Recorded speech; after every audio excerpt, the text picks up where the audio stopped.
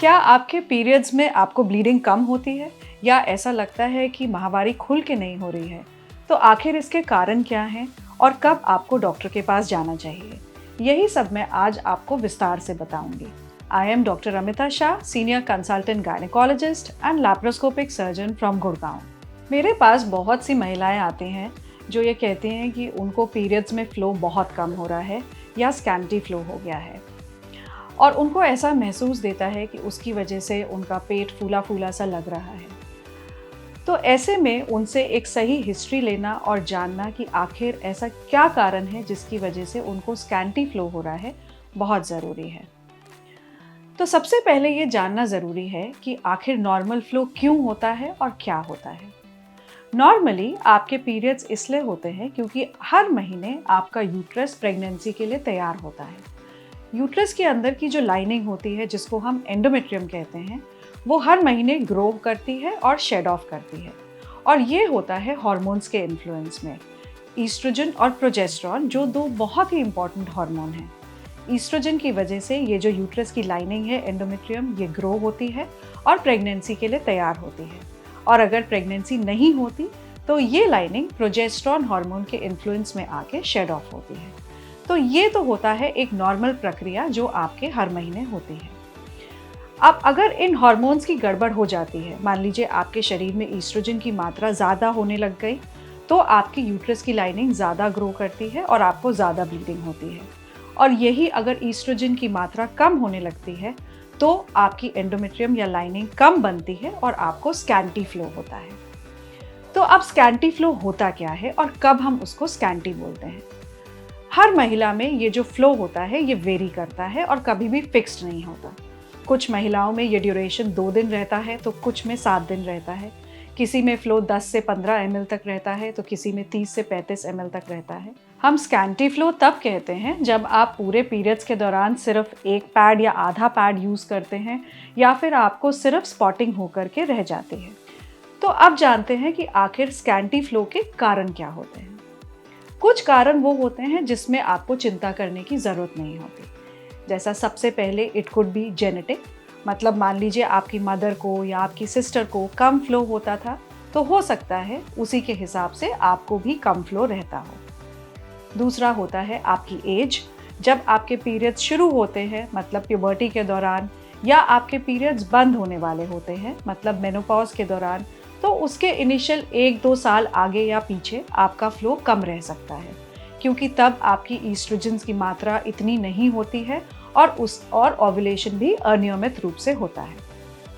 तीसरा कारण होता है डिलीवरी के बाद जब आप बच्चे को फीड करा रहे होते हैं तो ईस्ट्रोजन्स का लेवल कम होता है, प्रोजेस्टेरॉन्स का लेवल ज़्यादा होता है और तब भी आपको स्कैंटी फ्लो होता है। कुछ केसेस में महिलाओं को 4 महीने 6 महीने तक पीरियड्स नहीं भी होते हैं, जिसको हम लैक्टेशनल एमेनोरिया कहते हैं। चौथा कारण होता है कि अगर मान लीजिए आप कोई मेडिसिन्स ले रहे हैं, जैसे कि आप ओरल कॉन्ट्रासेप्टिव पिल्स आपको दी गई हैं, या आप पीरियड्स नियमित करने के लिए या कॉन्ट्रासेप्शन के पर्पस के लिए कुछ इंजेक्शंस ले रहे हैं जिनको हम DMPA के इंजेक्शंस कहते हैं। तो ये हार्मोन्स के इंजेक्शंस की वजह से, क्योंकि इनमें ईस्ट्रोजन की मात्रा कम होती है, तब भी आपको पीरियड स्कैंटी या कम हो सकते हैं। कुछ महिलाओं में हेवी ब्लीडिंग के लिए एक मेरिना डिवाइस यूट्रस के अंदर डाला जाता है।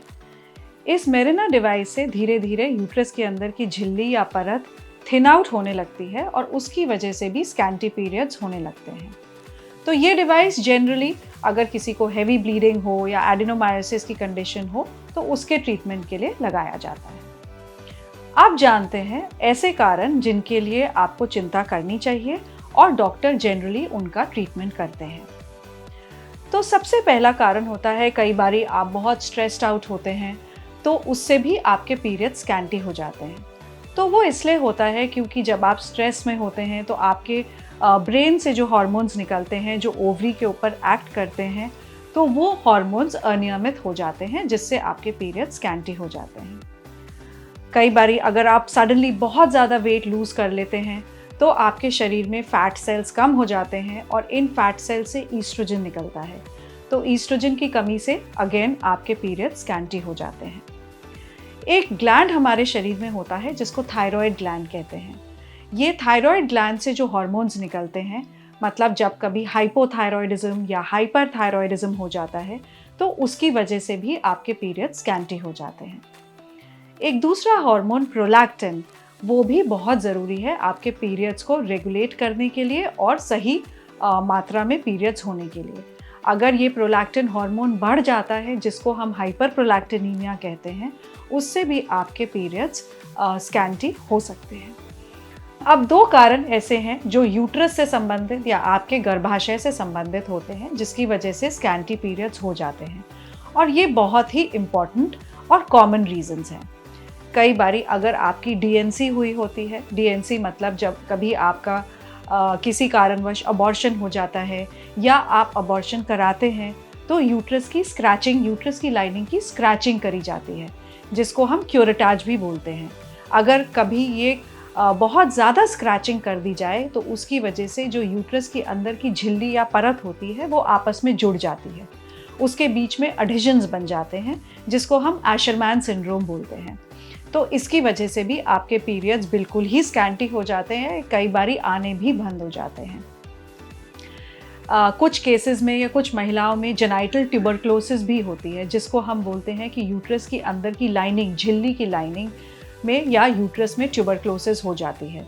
उसकी वजह से भी आपके पीरियड्स स्कैंटी हो जाते हैं या कई बारी ख़त्म भी हो जाते हैं, और ये एक बहुत ही इम्पॉर्टेंट कंडीशन है, क्योंकि इसकी वजह से कई बारी इनफर्टिलिटी या बांझपन की समस्या भी आ जाती है। तो ये तो हमने जाने कि क्या कारणों से आपको स्कैंटी पीरियड्स हो सकते हैं। तो अगर आपको ये समस्या है तो आपको ज़रूर डॉक्टर के पास जाना चाहिए, क्योंकि इसकी डायग्नोसिस बहुत ही आसान है। सबसे पहले डॉक्टर आपकी हिस्ट्री लेंगे, एक डिटेल्ड हिस्ट्री लेंगे, आपसे जानेंगे कि आपको कोई हार्मोनल इम्बैलेंस तो नहीं है, कोई स्ट्रेसफुल कंडीशन तो नहीं है, आपने वेट लॉस तो नहीं किया है। फिर आपके कुछ टेस्ट किए जाएंगे।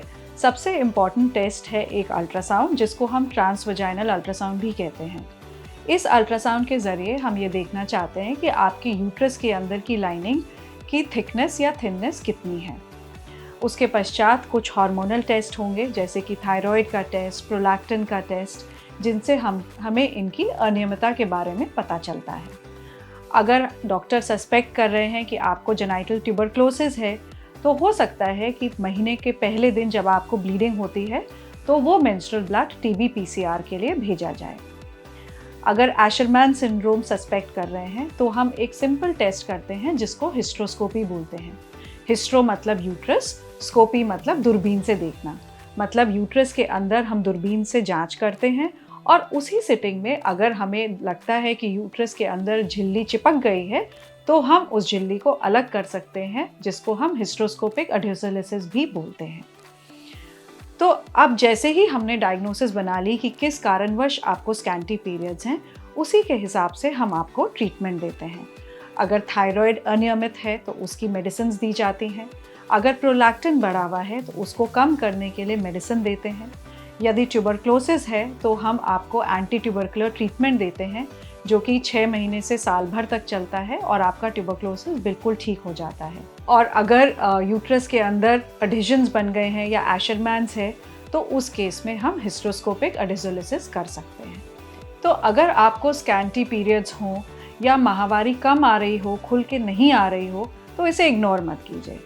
ज़रूर डॉक्टर के पास जाइए, क्योंकि हो सकता है प्रॉब्लम बहुत ही छोटी हो, लेकिन अगर समय से इसकी डायग्नोसिस बना ली गई तो इसका इलाज बहुत ही इफ़ेक्टिव है, और आपके सेहत के लिए भी ये बहुत ठीक है कि आपको माहवारी नियमित रूप से और सही तरीके से आती रहे।